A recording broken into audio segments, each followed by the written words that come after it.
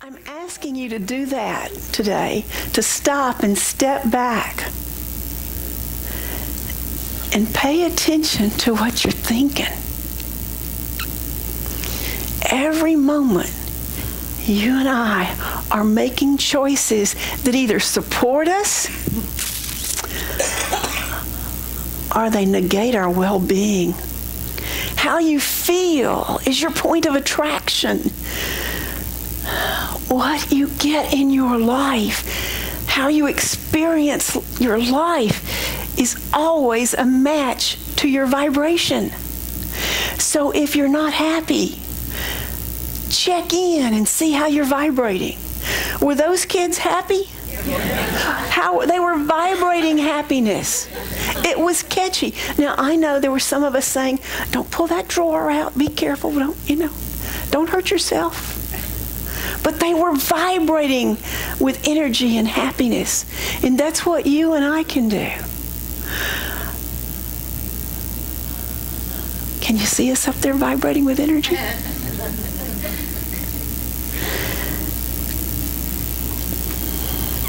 When we come into this life, we come in with a very special gift.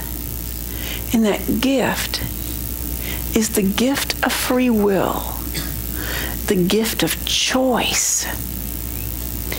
The gift of choice is so powerful, it governs every area of our life. And so, I didn't sleep so hot last night. Well, first of all, you got to know, I am a night owl. So I never go to sleep early. But last night I finally went to sleep, and then I woke up, and went to sleep, and woke up, and went to sleep, and woke up, and went to sleep, and woke up. And I drove over to Naples on Friday and drove back last night. I got home at 9 o'clock. And I mean, that was time to get up and come to church. Oh. And I knew what I was talking about. And it was very tempting to lay in bed and wallow in I didn't sleep good. But I had a choice. In the Bible, David talks about the choices he made that kind of addressed that early morning thing. David said, "This is the day that the Lord has made, and I will rejoice and be glad in it." Yeah. It's a choice. Every time we get up, we get to make that choice. Oh, I'm going to get up on the wrong side of the bed. Or I'm going to get up on the right side of the bed. I know both sides. Been there, done that, have the t-shirt. Things happen in our life. Tragedies happen. And what happens is, no matter what happens, you and I, we always get to choose how things are going to affect us for the rest of our lives. We get to choose healing, forgiveness, releasing, freedom, or we can stay stuck. Every experience brings with it a gift if we will look for it.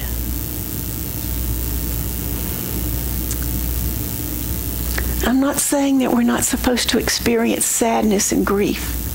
There's a time for that. But then there comes a time when we can't let self-pity and grief become our lifestyle. Pain and sorrow is going to come into every life. The Bible talks about that too. And the place that I always comes to my mind is the 23rd Psalm. Yea, though I walk through the valley of the shadow of death. We're all going to walk in that valley. And that shadow of death may be a financial problem. We might get laid off. We might have a relationship fall apart. We might actually have the physical death of someone. It's going to happen in our lifetime.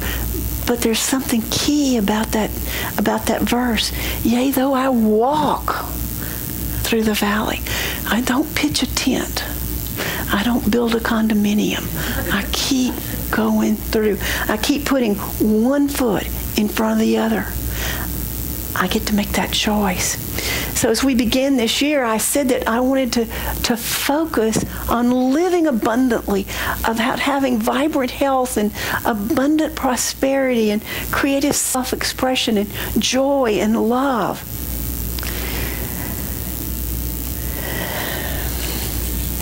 I can put my pages in order too. Every experience has in it a seed that we can grow and have more love, have more peace, have more joy. You know, one of the things I've learned is that everything changes. Change happens whether we want to it, whether we want it to happen or not. You know, sometimes change happens here. Sometimes we change the order of service, and people say, "Oh, Beth, don't like that. No, we don't like that. We don't like that. We can't do that." But everything changes. Everything. Nothing stays the same. I mean, we get somebody here that they're the best volunteer, and they move. How dare they? Out of every change comes that choice, that free will choice of growing or staying the same. Reminded of this little story about two brothers, and one of the brothers is negative and one of the brothers is positive. And Christmas comes, and they're there to open gifts, and the brother the negative brother gets all these little boxes, and he's got cars and trucks and games and lots of gifts. And the other brother only had one box, but he wasn't too bothered by it. And so then the negative brother was just laughing at him. He only got one box. And he opens the box, and oh my gosh, the box smells horrible. This horrible scent comes out. It was horse manure. And the negative brother was just laughing, pointing fingers, saying how bad you must be. And he looked, and the positive brother had this great big smile on his face. And the negative brother said, "What's wrong with you? That's not a good gift." And the positive brother said, "Where there's this much horse manure, there's bound to be a pony." And the question that you and I have to ask is, are we focusing on the manure, or are we looking for the pony? Because every day we get that free will choice about what we're looking for. Looking for the manure, smelling the manure, spreading the manure, pitching it, dumping it on somebody else? Or are we looking for the pony? You and I get to take responsibility for ourselves. We get to choose what we look for and what we look at. So take a big breath. How we experience life is a result of our own consciousness, our own vibration. How I experience life is a result of my own consciousness, my own vibration. Oh my gosh, can you get that? How you experience life is a result of your consciousness. How you experience it is not a result of my consciousness, it's a result of your consciousness. And when we look at outer circumstances and we let that determine how we feel, we're giving power to something out there. We're not using our inner power. We're not using our free will choice on what to focus on. You know, somebody said to me, that they were upset because I didn't realize that they were absent from church. And I was sorry that they were ill. I was sorry that they were out. But it's a choice. Do I look at the empty seats or do I look at the full seats? Do I focus on who's not there? Or am I so excited because you're here? It's a choice. It's my free will choice where I place my focus, where I control my own energy, my own vibrations. That definition of insanity, oh my gosh, it's paraphrased from an Einstein quote, but insanity is doing the same thing over and over and expecting a different outcome. So my question this morning is, are you being insane regarding your thoughts, your expectations? So, my challenge for you this week is that you stop, step back, breathe, and pay attention to what you're thinking.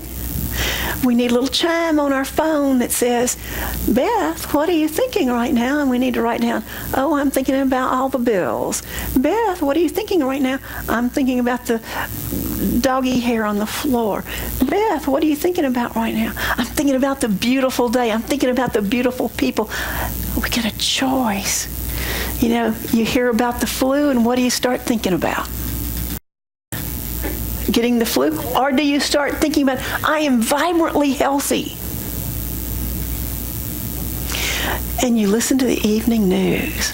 OMG. What do you do when you listen to the evening news? Do you listen? You turn it off, right?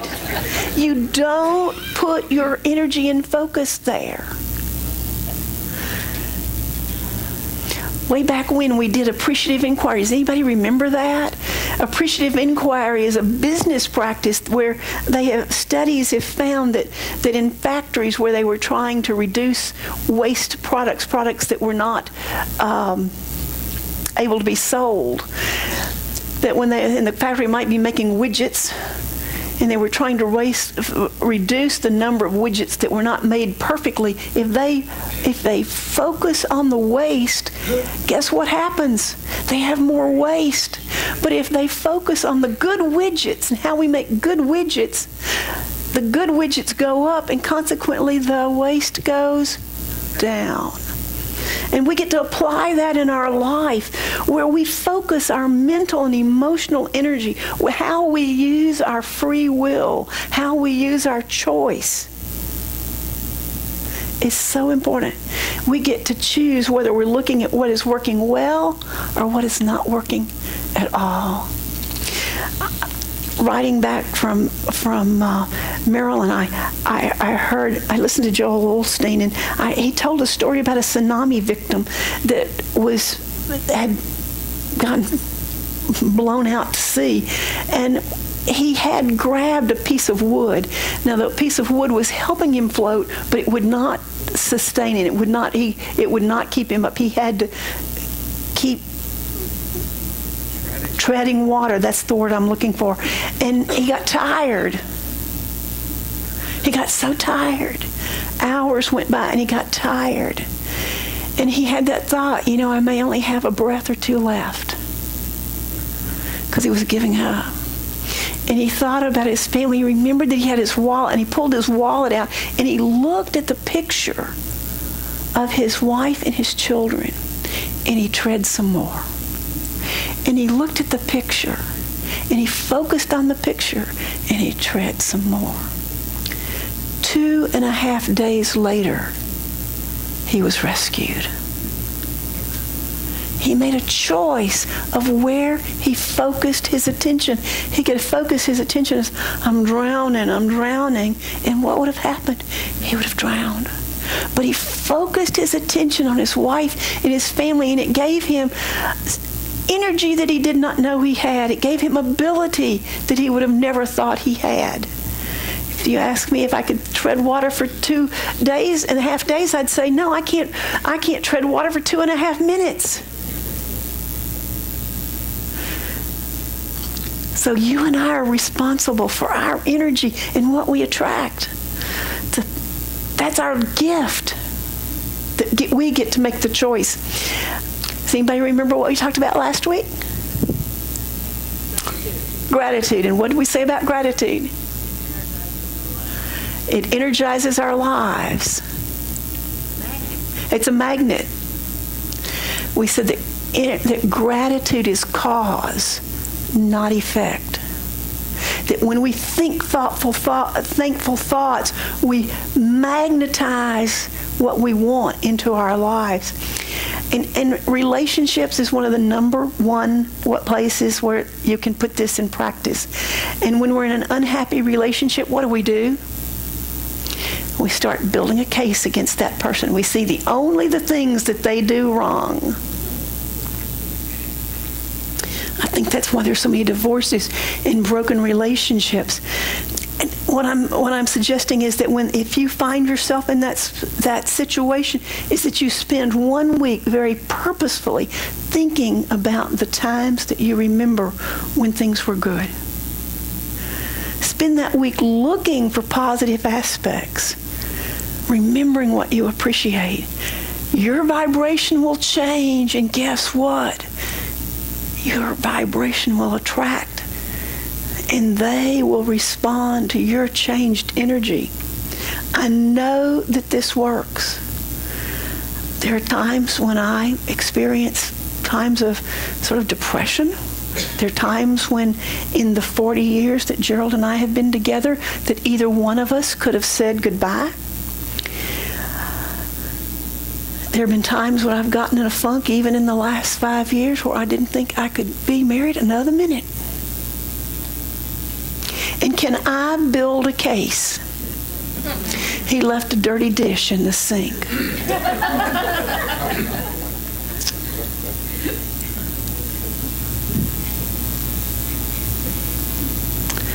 When he gets in my car, he puts his hands on the gear shift knob all the time.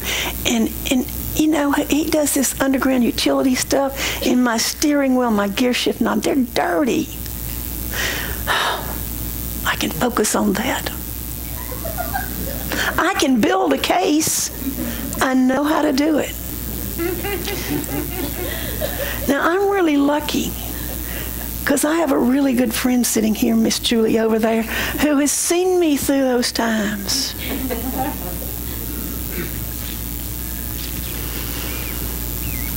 It's the funniest thing. Me working on Gerald does not work. It hadn't worked yet. It hadn't worked in 40 years.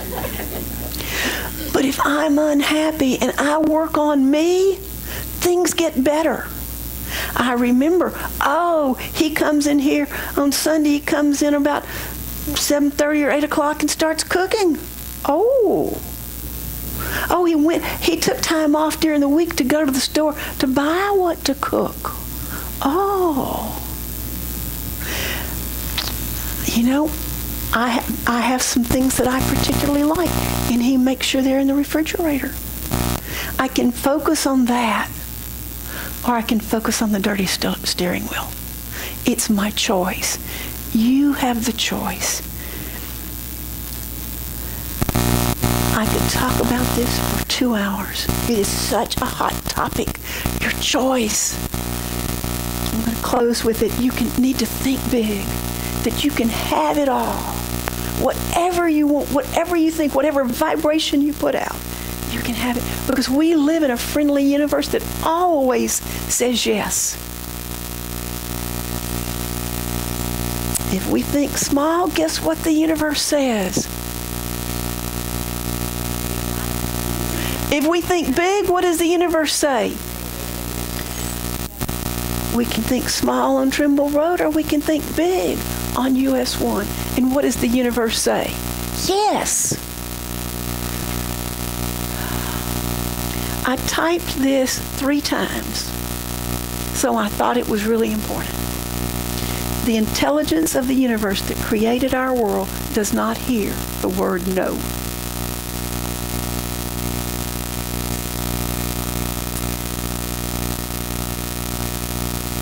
We get to choose what we put our attention on. And sometimes we put our attention on things that we don't want. I don't want a little building. I don't want small classrooms. I don't want that party in office. I don't want this, and I don't want that, and I don't want the other. And guess what I get? All of it. Because the universe does not hear no. Mother Teresa said, I will not march against war, but I will march for peace. She understood this law. And where we put our focus is so important. If you want peace, you got to work on peace. If you want love, you got to think love. If you want abundance, you got to think abundance. I hope you have a wonderful week thinking about what you're thinking about.